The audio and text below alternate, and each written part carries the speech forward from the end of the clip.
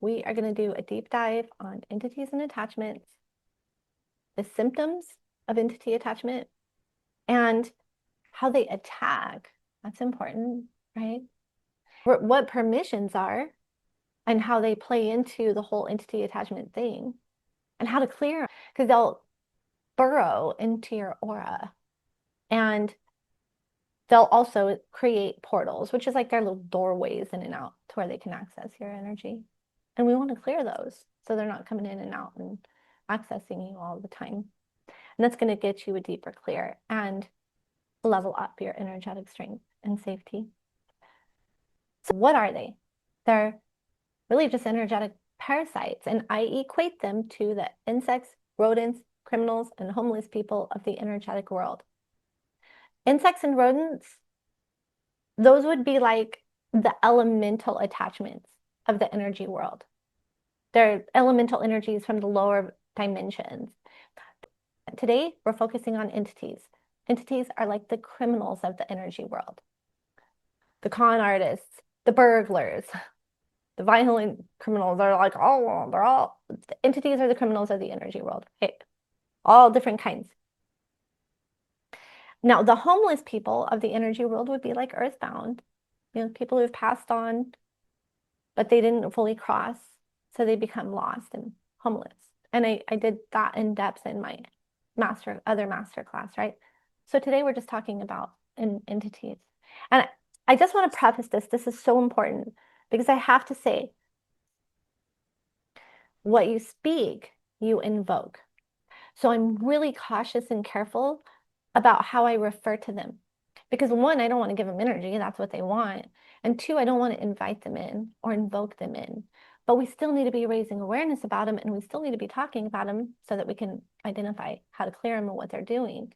So I refer to them as invasives because that's a pretty safe term to use when it comes to talking about them. But if I'm going to talk about like a super strong one, I'm not going to say the D word. I'm going to say high level invasive or high level entity. Okay, just so you know. And what do they want? They exist in low frequency and they hold that frequency. And what do they need? What do they need? They need sustenance. They need energy to source them. They're parasites. They don't have power without taking it from something else. They're divorced from source. They're so removed from source that they don't have access to that life force energy. So what do they got to do? They got to access something or someone who does have access to life force energy. They can't take life force energy in its purest form because that'll clear them. They need it in a form that they can consume, which is going to be low frequency. So they're going to get on a person, agitate that person. That person is essentially converting that life force energy into an energy that they can consume by feeling, negative energy, negative emotion. Popularly referred to as loosh, right? It's that energy that we generate that entities feed on. My daughter used this term the other day, rage bait. I guess that's a new term, but it's so appropriate because if there's a rage bait going on, there's an entity going on because an entity is instigating rage baiting. So this is that energy so that it can feed on it. We're going to talk about symptoms. Number one symptom of entity in your energy or around your energy. Number one symptom, anxiety. Always, always, always, always, always, always, always. If you experience or detect any anxiety at all, anxiety is your energetic alarm system going off, alerting you to the fact that something is in or around your space or has breached your space and is in your space. That's how I track them down in a person's energy field. And I'll get on something, and if I'm feeling a little twinge of that anxiety, I'll be like, oh, that's an invasive. Angels, please get that. And if I could, and I'll just move around the energy field, finding all those little spots until I don't feel it anymore. And that's a good way that I monitor how they're clearing and if I've gotten them all. And you can use that for yourself too, is continue to clear until that anxiety lifts. And that's how you know you got them all, because anxiety is like one of the number one symptoms. The second one of the most common symptoms, number 2, is neck and back pain, neck and shoulder pain. Because this is where they come in very often. The most common troublemakers, they're like an energy mosquito. They want access to your nervous system, and they can do so through the back of your neck. They have access to your whole spinal column, to your nervous system, and they'll agitate your nervous system, and that's also why you're experiencing anxiety. So there's a clue. You can feel them poking into your shoulders too. If you just feel like a poke, a poke, a poke, they're trying to get in. They're trying to really dig into they're trying to find a way into your energy. So there's a symptom. Neck and back pain, shoulder pain. Up, they're trying to get in. And when you clear them, your neck and back and shoulder pain will go away. Number 3 symptom, elevated heart rate. Elevated heart rate. Your physiology, your physical body, it has to work harder because your energy is being taken. Your life force energy is being taken. So your physical body's like, oh, or they're agitating it so they can get more. You see, the elevated heart rate, high blood pressure. Another symptom would be extreme temperature fluctuations. Hot flashes. You know that saying, oh, that person gets me so heated. Well, maybe that person has an entity on them. If you're getting really heated in an exchange with someone, or you're having any conflict with somebody and you get heated, ooh, they got an entity on them, probably. There's the 4 main symptoms: anxiety, neck and shoulder pain, elevated heart rate, right? Or extreme temperature fluctuations, hot flashes. Okay, and a caveat, you can have invasive energies on you and not have any of these symptoms because it could be a different invasive energy. Because there's succubus. Yeah, they're seeking sexual energy. So it's going to be different. It's going to be different. And sometimes they're sneaky and they can get in and they can hide in your blind spots and you may not notice too. And we're going to get to that. But those are your 4 main symptoms. Oh, we're going to talk about entity attack because they will attack. And remembering they always need a host. They cannot survive without a host, a parasite. They need to have a host. They need your power to survive. What does that mean? That means you're more powerful than them. What else does that mean? You don't need to be scared of them or freaked out by them any more than you need to be scared or freaked out by a roach or a mosquito or a spider. Like, yeah, they're gross, but you're like how many times bigger and more powerful? An entity on a person.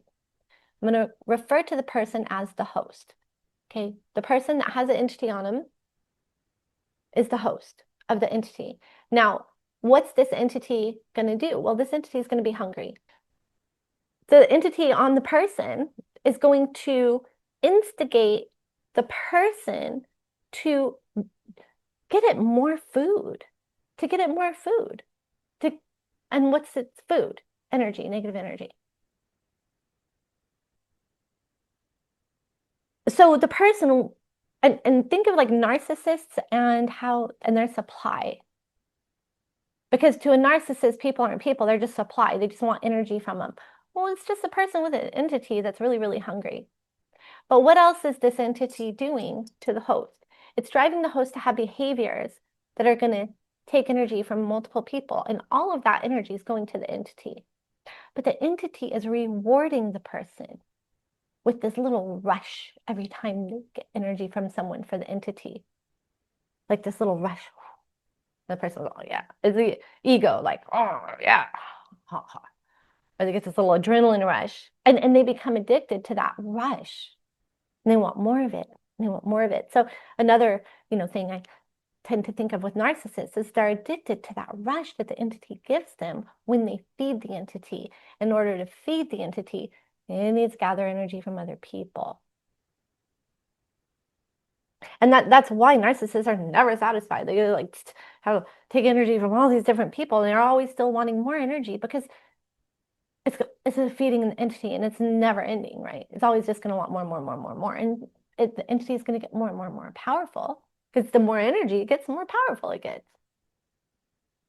And so one of the ways that the host will instigate conflict in order to feed the entity is they will blast. And the entity is providing them with the power to do this. And the entity is getting pretty powerful. It's providing the host the power to blast the person with their energy and blast their layers of their aura. Once the layers of the aura are blasted out, what does the entity have? Well, access to the person's energy. Access to the person's energy. And they're kind of like a gang too, because they have that hive consciousness entities. So it will have his cronies or whatever, flying monkeys. And they can all move in. Once the aura's been blasted open, they can go in. And it'll blast it open, deposit that negative energy into the aura. And then that's like, and what's an example? How's this going to look in your life? Somebody yells at you, has an entity on them, blast open your aura, they're yelling at you, that frequency, they're going to say something really negative or really hurtful or really mean, right? That depositing that negative energy into your aura. There it is. That's frequency match. Entities will move in.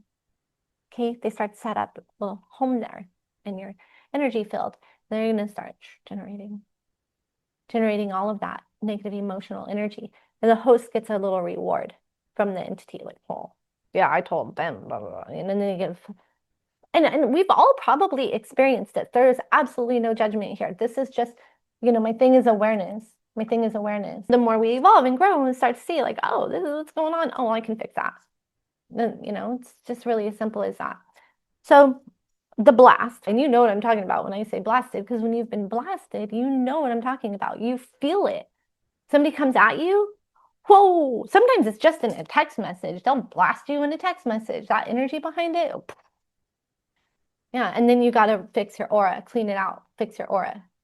Sometimes they'll blast, and then the person will cord all your chakras, and then really high level narcissists will blast open the aura and cord all your chakras. Just like that in one of their episodes, right? Or outbursts. So that's one way they'll blast.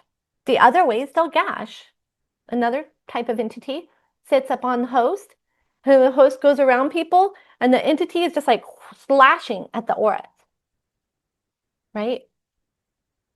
And you can feel that too. You can feel that too when you're around somebody who has a gashing entity on them.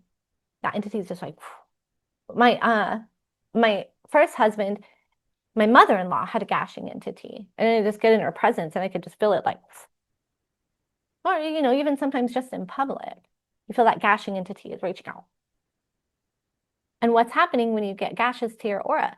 You have aura damage. What's going to happen? You're going to spill out energy. Entity can take or can move in. Yeah. See, they want your power. Then the more powerful you are, the more they're going to try to get it. Okay. That's another way. Gash.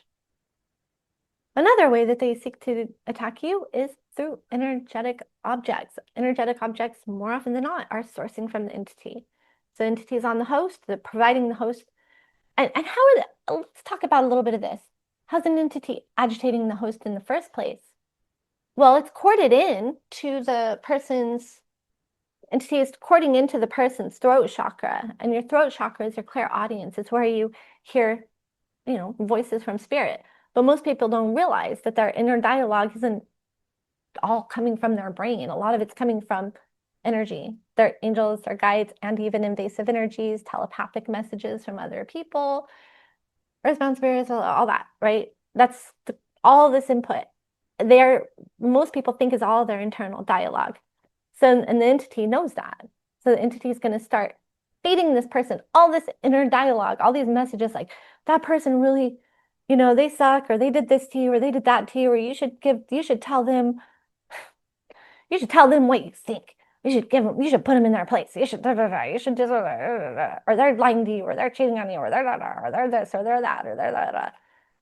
And this person's thinking, yeah, thinking it's their thoughts.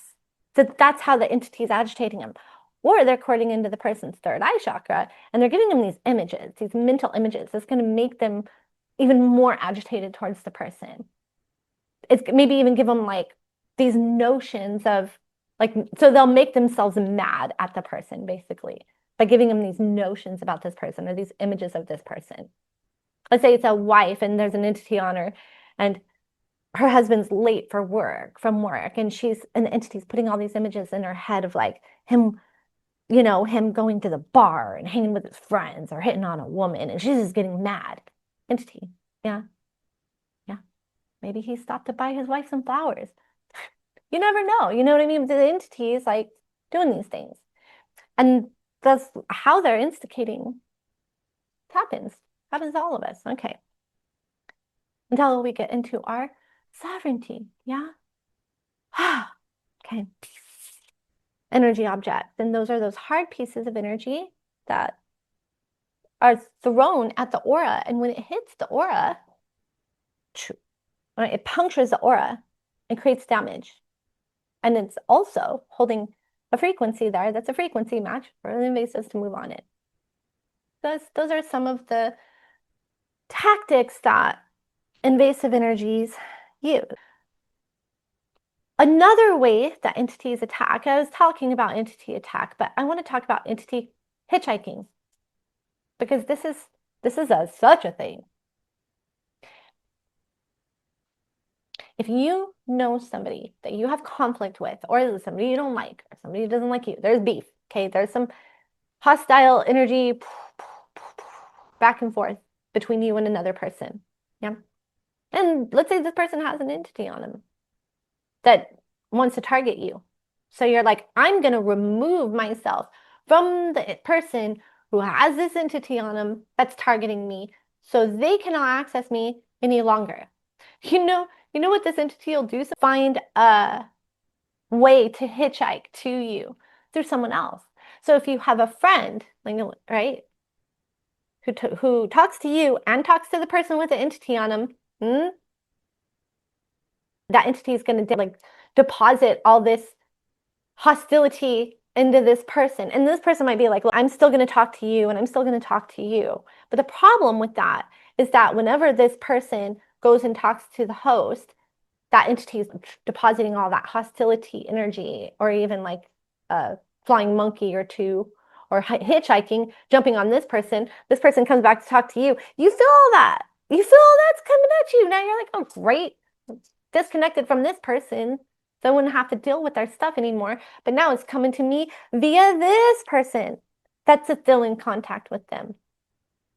And I have to share this because this is a thing, and I know you've probably experienced it or can think of an instance where you've experienced it. I know. And something else I noticed is that people who have entities on them, they behave differently than when they don't have entities on them. You can take like a super jerk, clear all the entities and attachments off of them, and suddenly they're a pretty awesome person. It's just the entities there that are instigating that behavior. Yeah, so what do they do once they're inside the aura, right? They're going to move in. They're going to move in to the aura, and they're going to attach in to some component of the energy system that they can draw power from. They're going to try to find themselves a nice little hidden, it's like a rat in the house. They try to hide, make them little nests. They make a little nest and hide. Yeah. And they're eating your food, and they're pooping their poop, and suddenly your house isn't as hygienic as it could be. Same with your aura when they're in there. They love to move into the meridian system, the chakras. They'll make nests in the chakras. And what are you going to experience if and when this happens? Loss of vitality, of course, because they're starting to steal your energy. So you're going to start to feel depletion. And you'll have decline in your well-being, a decline in your health, a decline in your energy, a decline in everything. Everything's going to start to decline. You'll start to feel really negative and stuck. Yeah.